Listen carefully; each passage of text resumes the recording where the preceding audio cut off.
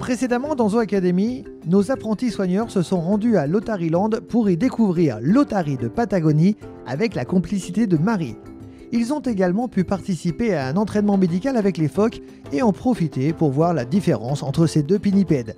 Enfin, ils ont pu apprécier en avant-première le nouveau ballet des otaries. Dans quel coin du parc zoologique Le Pal vont-ils se rendre aujourd'hui ?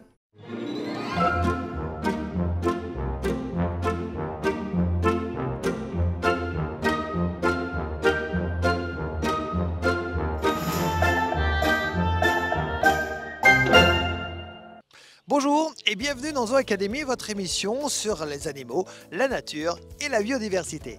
Aujourd'hui, nos apprentis soigneurs vont se rendre sur la plaine des Lodges, un cadre exceptionnel inspiré des grandes réserves africaines où impala, zèbres, gnous et même grands koudous évoluent ensemble en semi-liberté. La mission de nos académiciens cette semaine est bien nettoyer les zones de litière et assurer le bien-être des animaux et ce, avant leur grand retour. Vous allez le voir, les Lodges du Pal, c'est un endroit magique où la conservation de la biodiversité prend tout son sens et où chaque geste des soigneurs aide à préserver cette incroyable faune. Alors, on ne perd pas un instant, direction l'Afrique en allié, générique.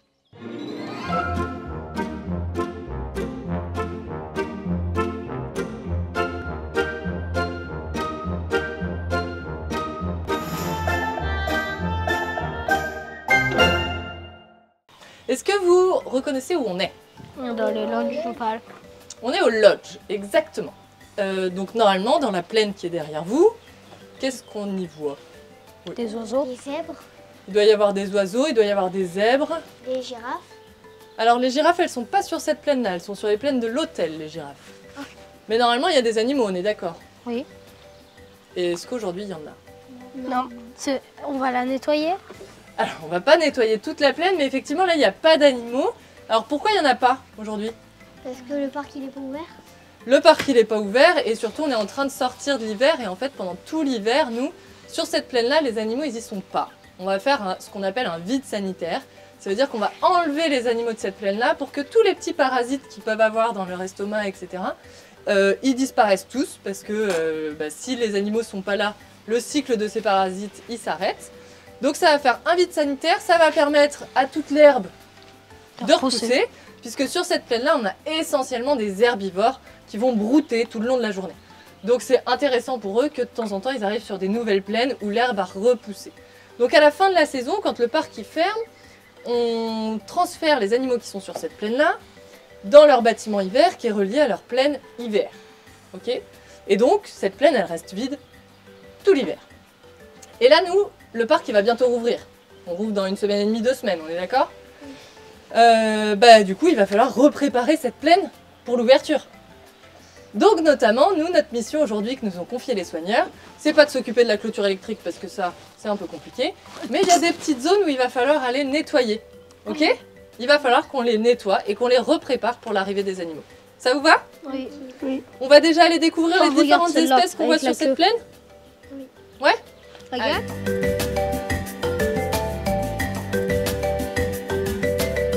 Vous connaissez l'espèce qu'on a devant nous ? Non. Bah si. Bah, C'est deux. C'est pas dans les Lodges. Alors, il y en a 2 qui sont dans les loges dans le bâtiment parce que ce sont 2 qui sont un peu maigres par rapport aux autres. Donc, on va complémenter leur alimentation et elles vont manger plus que les autres. Elles sont bien à ce poids-là, donc il ne faut pas qu'elles mangent la nourriture des 2 plus maigres. C'est pour ça qu'elles sont séparées. Mais là, c'est le reste du groupe des oryx. Donc, c'est des oryx algazelles qu'on présente ici. Et c'est une espèce qui avait complètement disparu du milieu naturel. Vous voyez, quand on regarde les panneaux, souvent vous me dites « Ah, éteint en milieu dans la nature, c'est pas possible ». Bah, éteint en milieu naturel, c'est possible. Ça veut dire qu'il en reste en parc zoologique, mais plus dans la nature. Donc elles ont complètement disparu du milieu naturel, mais grâce à des parcs et à des réserves, elles ont pu être réintroduites et maintenant leur statut a changé. Et donc maintenant, elles sont toujours en danger, parce qu'il n'y en a pas beaucoup, mais elles sont de nouveau présentes dans la nature. Dès qu'on les tue ou c'est quoi? Alors, il y a eu beaucoup de choses qui ont fait qu'elles ont disparu. Il y a eu de moins en moins de place dans leur habitat. Elles ont perdu un petit peu de l'habitat parce que l'humain prend plus de place. Et puis, il y a eu le fait qu'elles ne trouvaient plus forcément de l'eau ou de la nourriture, Donc pour lutter contre ça, en fait, l'humain il a mis en place des mares ou des points d'eau qui maintenant sont permanents. Donc ça leur permet de retrouver de l'eau plus facilement et de pouvoir survivre en milieu Ça naturel. vient d'Afrique. Ça vient en Afrique. Tous les animaux qu'on va voir aujourd'hui viennent tous d'Afrique. Et ce qu'il y a à côté, c'est quoi, Agathe? Les gazelles. Alors, ce qu'il y a à côté, ça fait partie de la famille des gazelles, mais les oryx aussi vont faire partie de cette grande famille. Et à côté, on a des impalas. Les impalas, ce sont des antilopes qui vivent en groupe de plusieurs dizaines d'individus. Parmi ces groupes-là, vous allez retrouver généralement un mâle accompagné de ses femelles. C'est un animal territorial qui va protéger son territoire grâce à ses cornes, du fait que ce soit bien des antilopes. Nous, au PAL, nous allons disposer donc de 4 mâles impala que vous pouvez retrouver pendant toute la période estivale sur cette plaine. Vous allez également avoir en fait l'oryx algazelle qu'on va retrouver également sur cette plaine.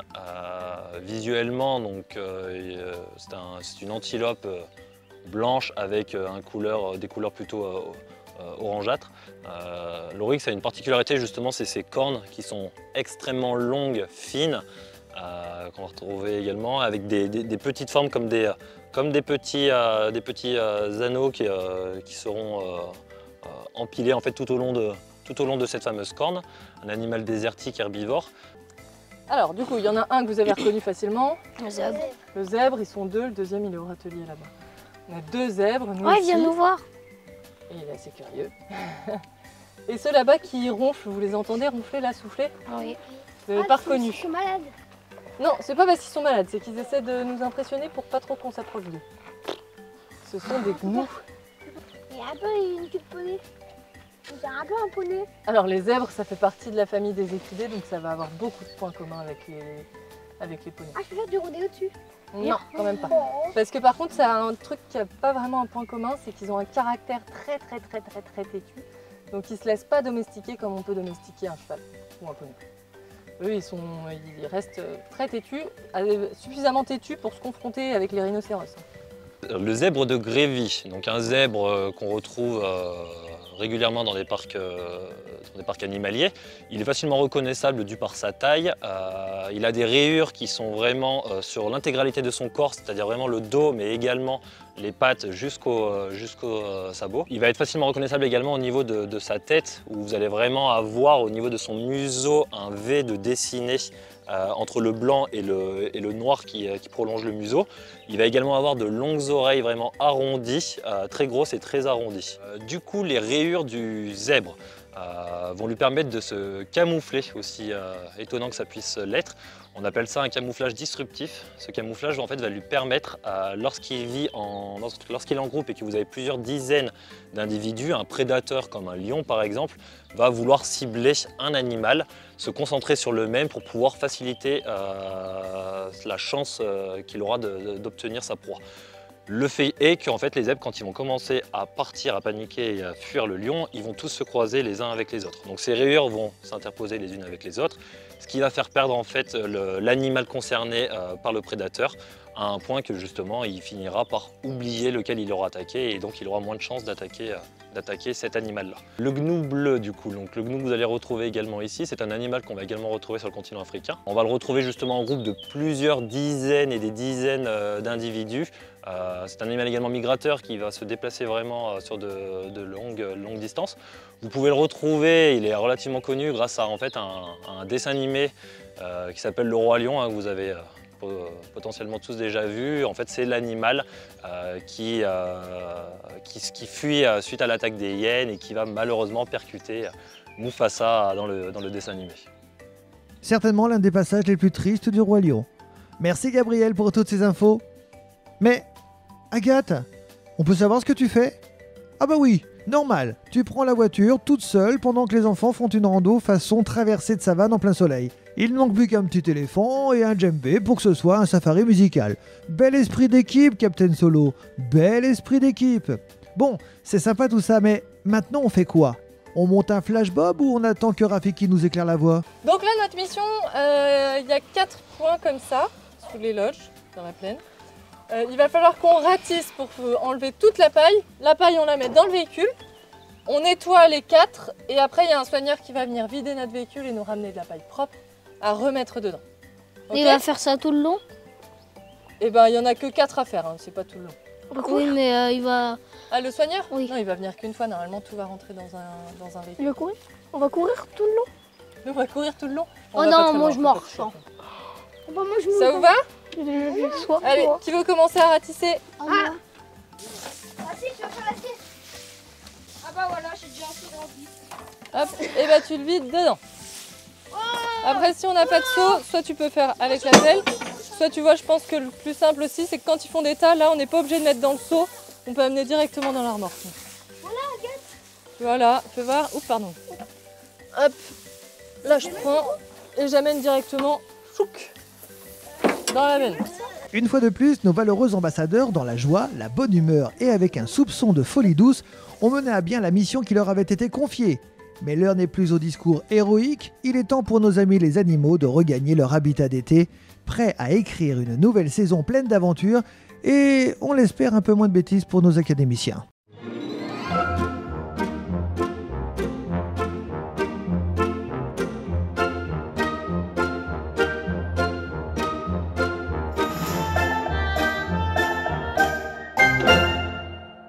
C'est encore une émission magnifique que vous venez de voir avec des animaux que vous avez peut-être découverts pour la première fois, des animaux d'Afrique, en plaine africaine et dans l'Allier grâce au parc zoologique Le Pal. Pour aujourd'hui, c'est terminé. On revient très vite avec évidemment une nouvelle émission et je vous entends dire derrière votre poste de télévision que vous aimeriez avoir les premières images. Vous voulez avoir les premières images? Eh bien c'est parti, amusez-vous bien, à très vite, salut! Après avoir arpenté la plaine des Lodges aujourd'hui avec nos apprentis soigneurs, ce sont les soigneurs engagés qui, dans le prochain épisode, s'aventureront du côté de la plaine de l'Hôtel. Au programme, la rentrée des rhinocéros, la sortie des jeunes herbivores et de nombreuses autres surprises. Ils découvriront également l'action de la Fondation Le Pal Nature qui soutient l'association Pivert dans la création de mares naturelles. Rendez-vous très bientôt dans Zoo Academy.